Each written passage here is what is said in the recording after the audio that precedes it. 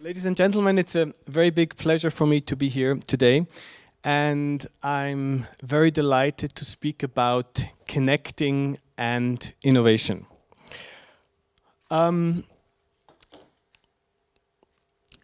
My passion has been, since 1989, deciphering the DNA of innovation. So, what are the ingredients of good ideas?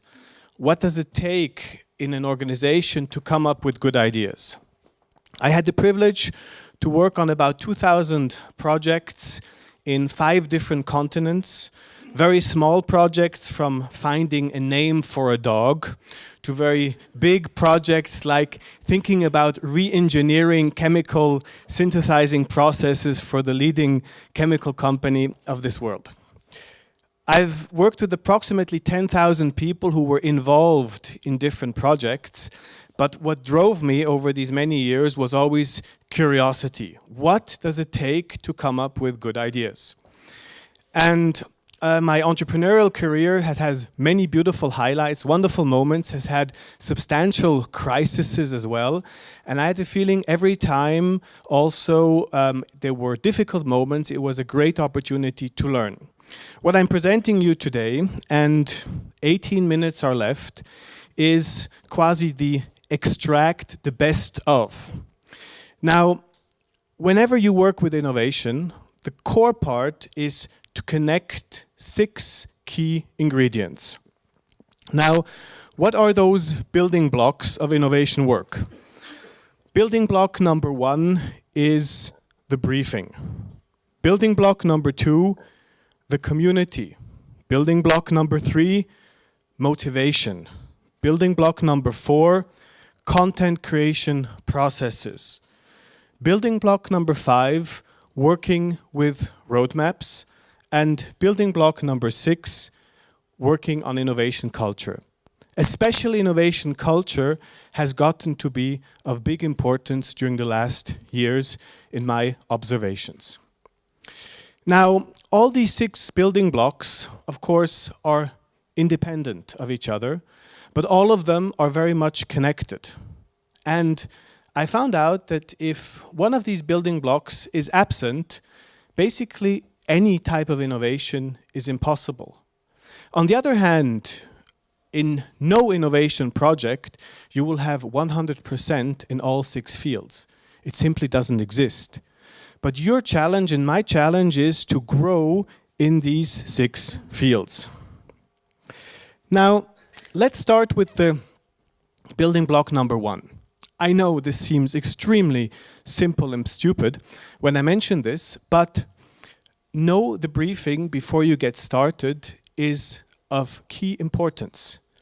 Many managers, many bosses have no idea on how to formulate a briefing. You do not learn it in school. And many people who work in innovation have no idea on how to acquire a briefing. You don't learn it in school. So in general, the typical briefing consists of 3 words. It's stolen from Nike, and it means like, just do it. So people start just doing stuff, and they come back after 3 months, they present results, and then you get this theatrical moment where you hear how everything you produced is pure crap.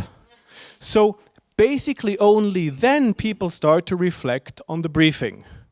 Now, if you learn how to acquire a good briefing, it has a lot to do with journalism, before you get started, you can really save lots of time.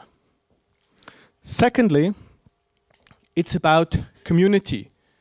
Who needs to be part in your innovation team?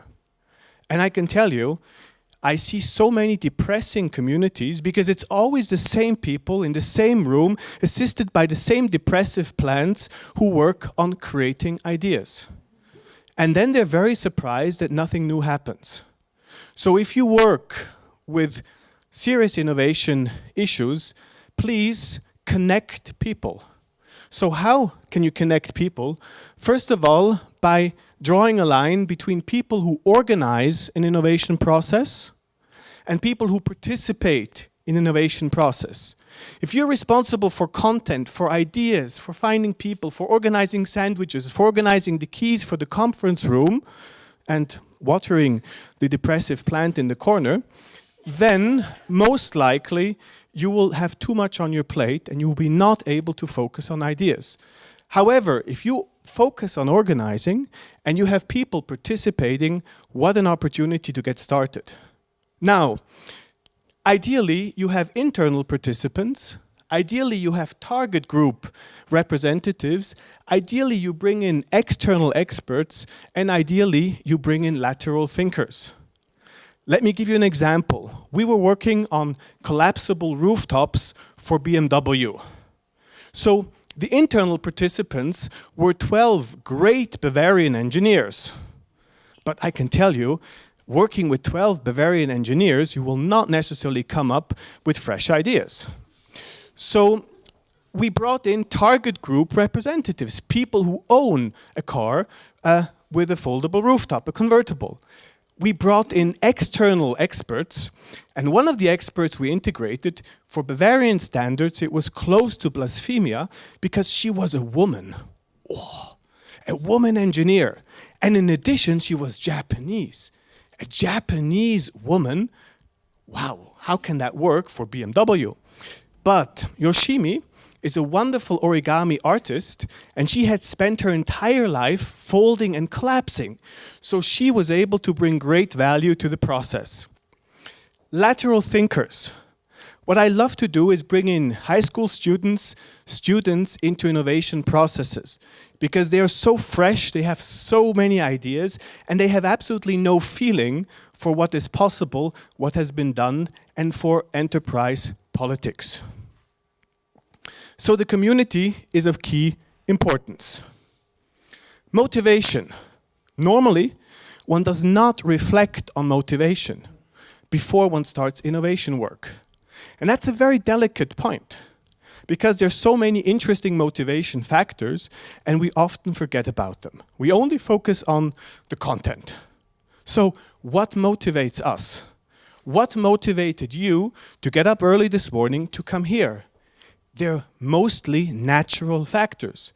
It's meeting new people, or it's getting free coffee and delicious croissants.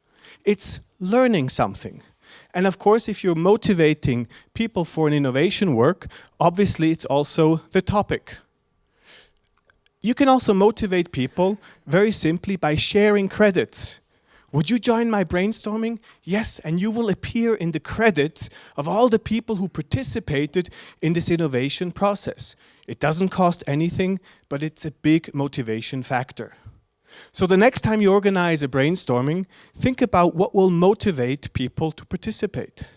Especially in large corporations, there is very much fear linked to innovation. So people are scared if one comes up with new ideas that they will lose their job. So it's also about communicating topic and purpose in an open manner. The next key ingredient, which needs to be connected, is content creation. You have a great team, you have a good briefing, motivation is secured. Now please use a smart process to create ideas. You cannot do so by just standing around the flip chart and asking people to come up with good ideas. Over the years, we developed what we call the idea machine. And this is a 4-part process which starts with preparation, then goes into an amassing phase where you get great quantity of ideas. Then you go over to an extraction phase where you identify leading ideas. And last but not least, you select the ideas you want to continue with. By working with a smart process, and develop your own if you feel comfortable. By working with smart processes, you make sure that ideas are created at the push of a button and you don't sit around and just simply discuss interesting topics. What happens with ideas? Unfortunately, many people, they put ideas into those little Moleskine books. I'm sure most of you have Moleskine books and you put in ideas. Others have Excel sheets. Others send themselves an email when they have an idea and they have an inbox folder called My Ideas. But rarely ideas are shared. And if you're in an organization, and we all are in an environment which moves very, very fast, it's extremely important that leading ideas are placed on a public space within the organization where everyone can see what are actually the important topics we're working on. And we call this, very simply, a roadmap. This form of a roadmap, which you see here, is understood by any 10-year-old because it's so simple. You can start with initiatives which need to happen now. You continue with initiatives which happen then. You place ideas which happen afterwards, and you place the ideas you're not quite sure yet in the maybe field. So whenever the now is done, this can be this afternoon or in a month or in a year, depending on the dimension of your roadmap, you can then just look at the roadmap, review it, and what was in the now disappears, and what was in the then or in the afterwards moves into the now. This is a very simple instrument. You can use it to create also awareness within your organization. Last but not least, let's talk about innovation culture. Our society is transforming at a very, very fast pace. For us, for our generation, working with new technology has gotten to be a standard. But we're not aware that this standard has only been here for like 5 or 6 or 10 years. And for many people, they're not even yet into this mindset of working digitally and networked in different parts of the world or in different parts of the organization. Our governments, our corporations, even small corporations, are still dominated by hierarchical, very bureaucratic procedure. I myself was very surprised to discover, for instance, in 2009, 2010, how much bureaucracy we had been able to create in a small startup company. So, working on innovation culture means shifting to self-organizing teams. Innovation is extremely powerful when it's self-organized, and it's extremely painful if it's dictated top-down. Secondly, purpose and innovation are very clearly related. I like to ask people, what is actually the purpose of your organization? The corporate world immediately answers, it's to make money. I said, no. To make money might be an instrument to pursue a purpose, but what is the purpose? I met a leading HR guy of a big corporation recently, and he told me, Markus, actually I never reflected what the purpose of our organization is. So not knowing the purpose is a killer because it will take away a very important leading factor in innovation. Focus on the creation of customer value. Innovation should not be about satisfying your boss or meeting some financial target, but it's about delighting customers.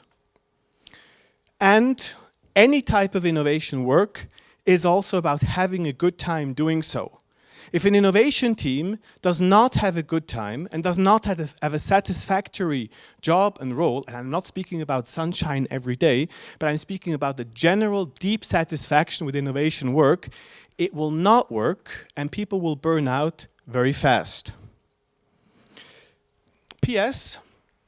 In this context, one key finding is also to create a failure culture. You all know, in Switzerland, we have tremendous difficulty in celebrating success. We just don't like to celebrate at all, and especially not success. Success is normal. But if we speak about celebrating failure, it gets even tougher because very few people even think about celebrating failure. if you manage in your company, in your organization, to start celebrating failure, you will realize that you will move ahead much, much faster with your colleagues. So, I spoke about this briefly at the beginning. To get started, you need a little bit of everything. In a certain project, you might be happy with a great briefing and a fantastic process to create content. In another process, you might want the perfect community, and the roadmap is of great importance.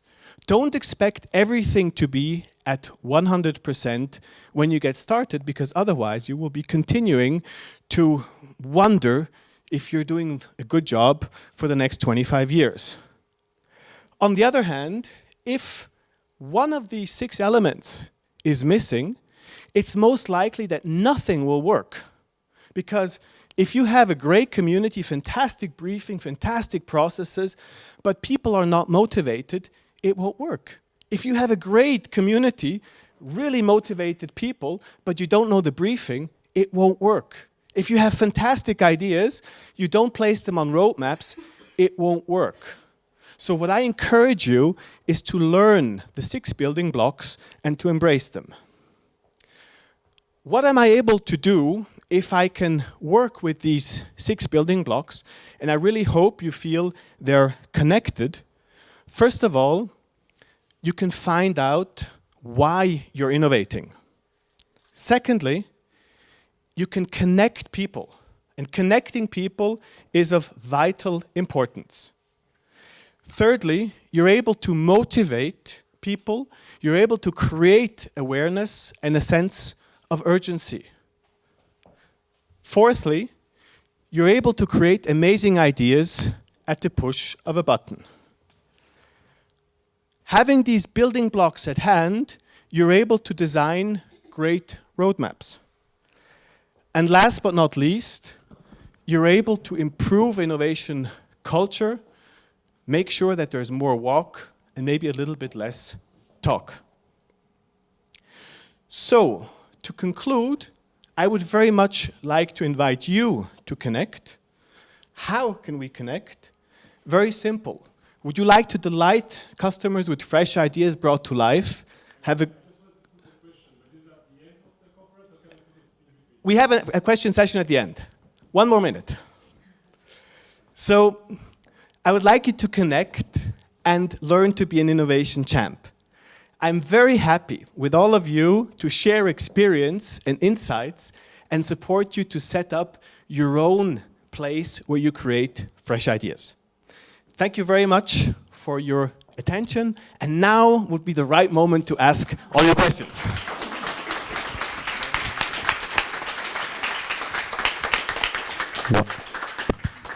Any questions?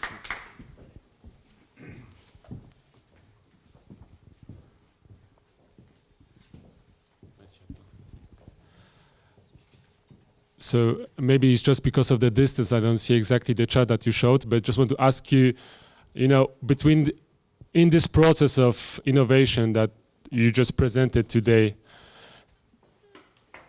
after the process, of innovation, is there any post phase where you think what you did correct, what did you do wrong? Is it kind of post market research analysis? That next time when you start a new innovation process, like on the chart, you will provide it as an input, Or is it totally creative process that we don't think about the past, we just focus on what is available resources right now in the moment? Thank you. There are 2 aspects to this. First of all, this is much more part of the innovation culture than of the idea generation process. And innovation culture, remember I was speaking about celebrating failure and success, has very much to do about after processes reflect on what went well, what didn't go well, and what to improve. And this is an absolute key asset, especially again in a fast-changing world, because something which worked perfectly today might not work tomorrow. So the loop is extremely important. However, I have the feeling there's much too much time spent finding out what went wrong in the past and discussing the past And it's then very fast shifting to blame storming from brainstorming, because you find who is in charge for screwing up. So that leads to fear, and that leads to people who don't dare to come up with ideas anymore because they get hit over the head if you identify them as the faultive people to be in charge for the bad ideas. So you would say also within the team that this is keeping the balance between the people who are working for the company for 6 years and people coming from the street or students who are bringing new knowledge and they are not aware of the history, right? So like building preparing a proper team equipped in the right skills. Yes, I think it's very much about looking forwards, but when looking forward and forwards, but it's also about having good debriefings after the vital steps. And just last question, can you give some examples on how you engage students? So is it just like an internship, or is it any other way that you would suggest? Students can be engaged for an hour, they can be engaged for a day, they can be engaged for an internship. There are various forms. It depends on the dimension of a process. 2 weeks ago, I was working for a German city. We were finding ideas on how to improve the heart of the city from an architectural standpoint. And we brought in youngsters from the city. And it was so great to have their opinion and their ideas reflected in the outcome, because otherwise you would have just had a bunch of city planners, and that turns very dull. Okay, thank you. Yeah.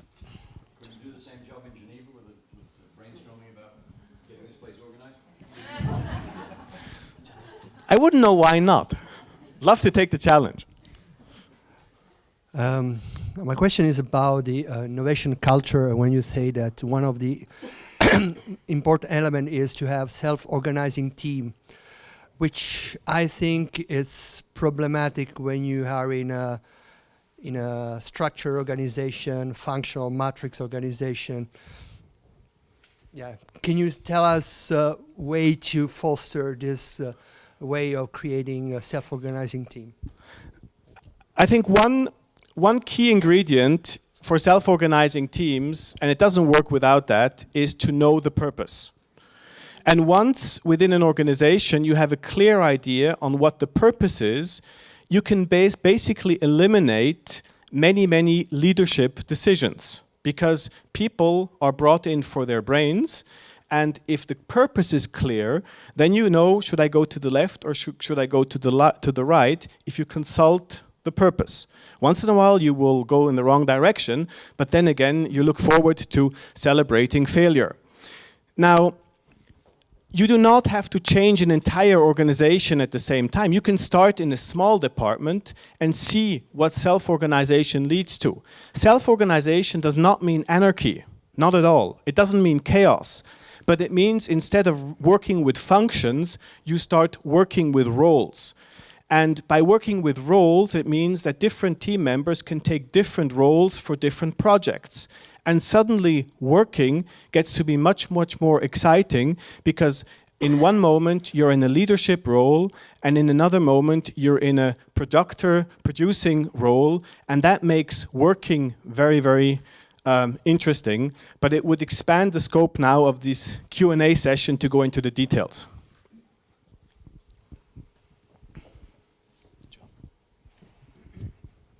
Could you share your story of success from your experience and failure, and what did you learn from these stories? In my entrepreneurial careers, there have been very many absolutely amazing moments, and there have been very many devastating moments. And I think one of the highlights was definitely discovering these processes and this idea machine. On the other hand, we had a very strong growth phase between 2001 and 2008. We were growing like crazy every year, 20–30%. 2008, we were severely hit by the crisis, which basically just the whole thing fell apart. We restarted again. So in all these ups and downs, there have been many powerful learning experiences. And there is no entrepreneurial experience looking back which I would have said I want to miss. On the other hand, there have been moments where everything was just rocking, and there were moments where you were asking yourself, what the hell am I doing here? But all together, it's been a fantastic and very inspiring journey. Maybe also, I have to say, I'm 46 years old now, and I just spent a year in New York City with my 10-year-old daughter, who convinced me to spend a year with her in the foreign city. My wife and my boy stayed in Switzerland. And this year has been very, very inspiring because I got to reflect on so many topics, and I never had the time to reflect on these things before. And I came to the decision that this second part of my life, or silly way to formulate it, but that I wanted to spend more time and more energy sharing all these things which I was able to experience and support innovation champs to get started. And I'm very happy now that there is a little brain store in Brooklyn which just started and is starting to walk. And there's a brain store in Barcelona, or slightly north of Barcelona, which is starting to operate these days. So it's a very exciting moment to turn from a producer perspective into a coach and supplier perspective.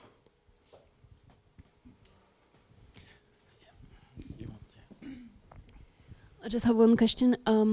Could you give us a concrete example of a project and the blocks you've had from, I don't know, from management or, you know, that sort of things, and how you make do with it?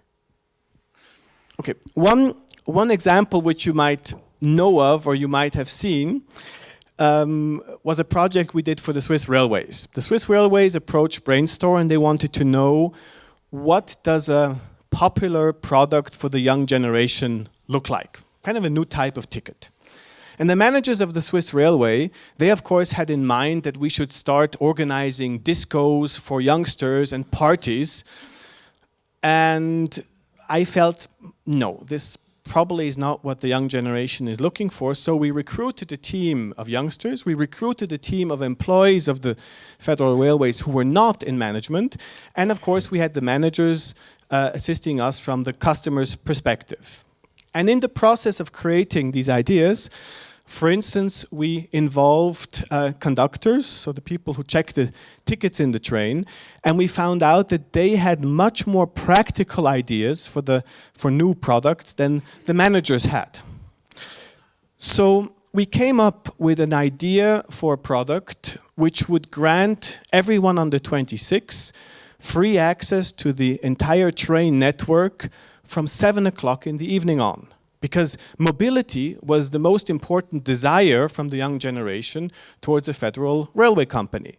And of course the Federal Railway Company had no problem with capacities in the evening because the commuters would be at home by that time, and the young generation quasi took over the train.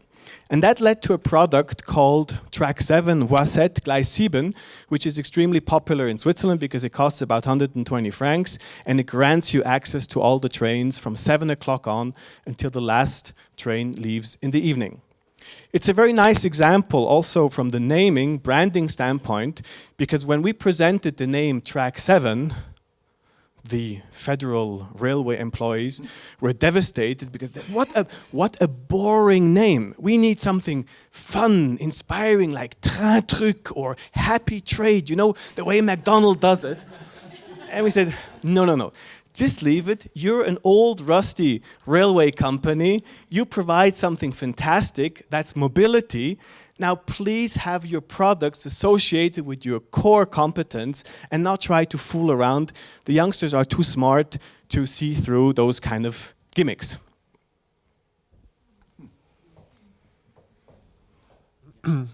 One question about motivation. Apart from money, how do you maintain motivation? Can you give us concrete examples?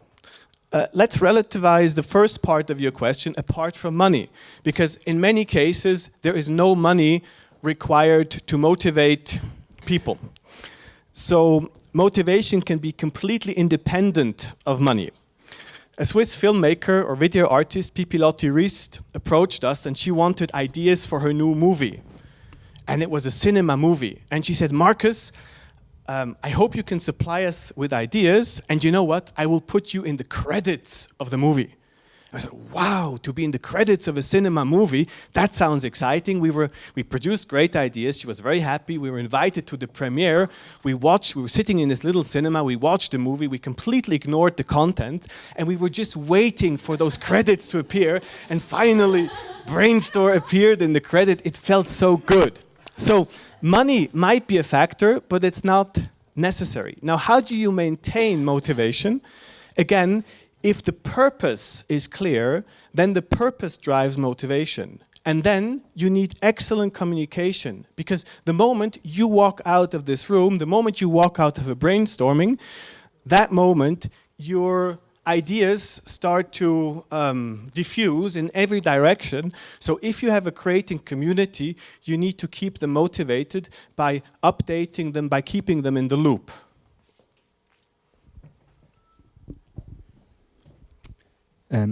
My question is about briefing. How do you deal with situations where the creative process ends up questioning the briefing and wanting to expand the scope of the briefing? How does it affect the machine?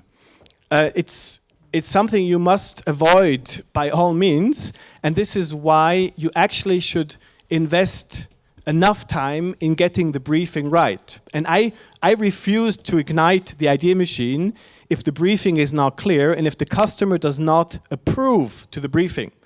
I was referring to this case of this German city where we were looking for ideas for the city center. I would say approximately 75% of the time I spent was getting the briefing right, because there were so many political pressure sides kind of influencing, jumping onto this briefing, and everybody wanted his or her ideas represented in the briefing. So my main role was really to make sure that we would get the briefing right, signed by the city mayor, signed by the key people, before we would get started. Because once you get started and the briefing shifts, it's terrible. You can't fix it, and you will automatically disappoint one or the other party. I have a question. In my personal experience, I've encountered so much resistance to any new ideas. No, that's not the way. No is the first word. Do you work for a bank? Not at all. Not at all. I can give you any number of examples. Is there one of the building blocks, represent how to counter resistance? I mean, I think one of the building blocks in innovation culture, or also in motivation, is to identify why is there this resistance. And there are many reasons why there is resistance to innovation. One can be that people are simply working in silos, and their whole paycheck and their whole world depends on what's happening in their silo. I was creating chocolate products for Nestle, Switzerland, and my first question is, can we go and look what Nestle, Italy, France, and Germany are doing? And the Swiss say, by no means, because if we want to find out what they're doing, they want to find out what we are doing. So they will steal our ideas. It's, my God, the same company. So there is this fear within the silos. Secondly, there's a very critical phase in life. It's about around 55, where everything is working well. You have your family, you have your car, you might even be lucky and have a boat or a horse. And then it's extremely, you have your membership for the golf club.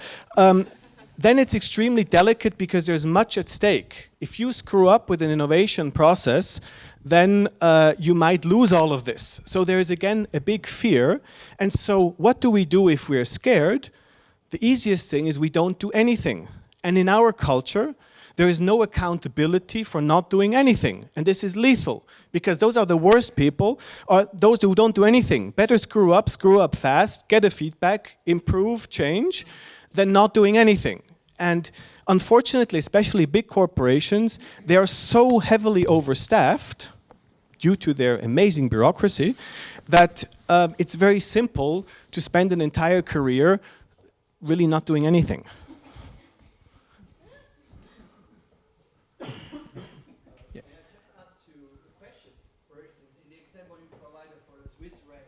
when they say no, the name is not good, how do you fight this resistance? There are multiple little tricks on how to fight resistance and how to get buy-in. And again, this would expand the scope, because I could speak a half hour on this topic. But very important is first to capture all the feedback and not to get into a defensive position. Because if you tell me the name sucks and I tell you no, it doesn't, then it's blocked. So I'm very interested in your feedback and I really want to find out why. And then I suggest, this is the simplest form, that we both reflect about it and maybe go out and ask some others. And so, la nuit porte conseil, the next morning, you might already look at the idea from a different standpoint, and it might be not that bad after all. Then, you have the political phenomenon, where it's very important who had the idea. In fact, it's much more important who had the idea than what the idea was all about. And if the idea comes from the wrong side, it can't be a good idea. So, exactly. So in that case, one key phase in the process is to allow everybody to come up with good ideas and also have this in an anonymous way, because at the end, everybody will see his or her reflections in the final results. So it's something we created, and it's not something coming from an outside source, which has nothing to do with the organization. Okay. Yeah, well, I've run quite a few innovation challenges, and don't underestimate how difficult it is to actually get innovation in an organization. I mean, the dirty secret is 90% of projects will fail. You know, maybe consultants don't want to say that, but it's true, and it's a very, very long process, you know, to change this culture in an organization. And as far as the brief goes, sometimes you don't know the brief up front. I often say that building a prototype of something that you think is a solution helps you learn what you didn't understand about the problem. And often I run an innovation challenge first to develop the brief, and then you can more clearly articulate what the real problem is. I think by running an innovation process to discover the brief, you actually already have a beautiful brief at the beginning, namely the brief to discover a brief. And if you have a good brief on how you want to discover the brief, then you're well set off using the idea machine.